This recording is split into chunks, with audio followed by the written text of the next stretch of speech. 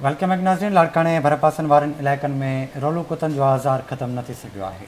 अवांखे आगाही ॾींदा हलूं। अहम ख़बर आहे, लाड़काने भरपासन इलाइक़नि में रोलू कुतन जो आज़ार ख़त्म न थी सघियो आहे। रोलू कुतन 10 ॼणनि खे ॾाढ़े विधो आहे। ज़ख़्मी चांडका अस्पताल जे एमरजेंसी वार्ड में मुंतक़िल कया विया आहिनि। ब्रेकिंग न्यूज़ आहे, अवां सां शेयर कयूं पिया। लाड़काने भरपासन इलाइक़नि में रोलू कुतन जो आज़ार ख़त्म न थी सघियो आहे। रोलू कुतन 2 ॼणनि खे ॾाढे ज़ख़्मी करे विधो आहे। ज़ख़्मी चांडका अस्पताल जे एमरजेंसी वार्ड मुंतक़िल कया विया आहिनि।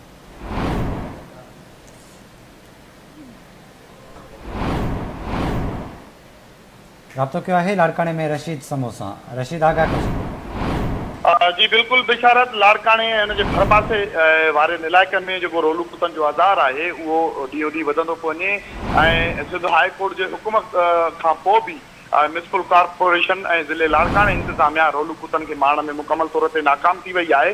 शहर जे जेको आहे भरपासन इलाइक़नि में 10 ॼणनि खे रोलू कुतन ॾाढे सख़्तु ज़ख़्मी करे छॾियो आहे, जिन में 7 वरनि जी नूर बीबी आहे, 5 वरनि जी ज़ुलेखा आहे, 5 वरनि जी गज़ाल आहे, 25 वरनि जी मरियम आहे ऐं 50 वरनि जो आहे सफदर मस्तोई।